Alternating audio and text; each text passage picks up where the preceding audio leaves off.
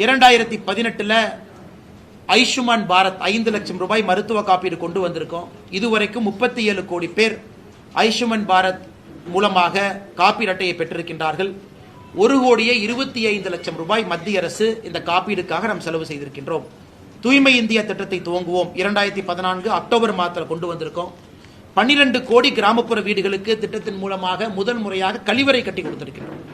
விவசாயிகள் பயன்பெற பயிர் காப்பீடு திட்டத்தை அறிமுகப்படுத்துவோம். இதெல்லாம் நம்முடைய தேர்தல் வாக்குறுதிங்க. 2016 பிப்ரவரி இதை ஆரம்பித்தோம்.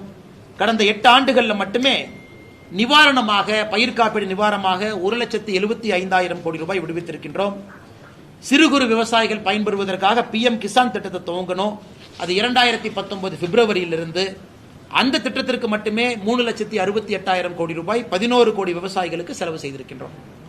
நாட்டினுடைய 75வது சுதந்திர தின கொண்டாட்டத்தின் பொழுது கூரை வீடுகள் இல்லாத இந்தியாவை உருவாக்குவோம் என்கின்ற சங்கல்பத்தை எடுத்தோம். 2016 ஏப்ரல் திட்டத்தை ஆரம்பித்து இதுவரை 2.7 கோடி வீடுகள் கட்டியிருக்கின்றோம்.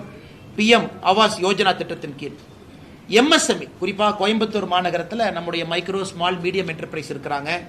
அவங்களுக்கு கடன் உதவி திட்டம் இந்தியாவில் முதலாக நம்முடைய தேர்தல் வாக்குறுதி அறிவித்தோம்.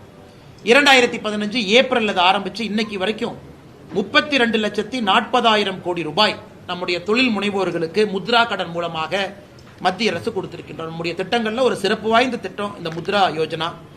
ராமர் கோவில் கட்டுவோம், சட்ட திட்டங்களுக்கு உட்பட்ட அனைத்து சாத்தியக்கூறுகளையும் ஆராய்வோம் என்று 2014 சொன்னோம். 2019 உச்சநீதிமன்றத்தினுடைய தீர்ப்பு நவம்பரில் வந்துச்சு. 2024 ஜனவரி மாதம் ராமர் கோவில் கட்டி கும்பாபிஷேகம் நடத்தியிருக்கின்றோம். இது நம்முடைய ஆட்சியினுடைய முதல் 5 ஆண்டுகள். எல்லா வாக்குறுதியும் நண்பர்கள் முன்னாடி சொல்றதுக்கு பதிலாக முதல் 10 முக்கியமான 10 உங்கள் முன்னால் சொல்லியிருக்கின்றேன். பத்திரிகை நண்பர்கள் தயவு செய்து நீங்கள் ஒரு ஸ்பெஷல் ஒரு ப்ரோக்ராம் போட்டு நம்முடைய 2014 மேனிஃபெஸ்டோ எடுத்து நீங்க மக்களுக்கு நாங்கள் செய்திருக்கின்றோமா செய்யவில்லை என்பதை நீங்கள் கொண்டு சேர்க்க வேண்டும் என்று இந்த நேரத்தில் அன்போடு கேட்டுக்கொள்கின்றோம். 2019 5 ஆண்டுகள் ஆட்சிக்கு பிறகு மக்கள் மறுபடியும் ஆதரவு கொடுத்து 2019 நம்மை ஆட்சியில் அமர்த்தினார்கள். அப்ப நம்முடைய தேர்தல் வாக்குறுதி அதுல முக்கியமான 10 உங்கள் முன்னால் வைக்கின்றோம். குடியுரிமை திருத்த மசோதா கொண்டு வருவோம் என்று சொல்லியிருந்தோம். 2019 டிசம்பர் மாதம் கொண்டு வந்தோம். விவசாயிகள் பயன்பெற கிசான் கடன் அட்டை திட்டத்தை கொண்டு வருவோம் என்று சொன்னோம். 2020 டிசம்பர்ல கொண்டு வந்தோம். இன்னைக்கு 7.7 கோடி விவசாயிகளுக்கு 10 லட்சம் கோடி ரூபாய் நாம் KCC திட்டம் மூலமாக கொடுத்திருக்கின்றோம். சிறு குறு விவசாயிகளுக்கு ஓய்வூதிய திட்டம் பென்ஷன் கொண்டு வருவோம் சொன்னாங்க. 2019 செப்டம்பர்ல ஆரம்பிச்சிருக்கிறோம். எனக்கு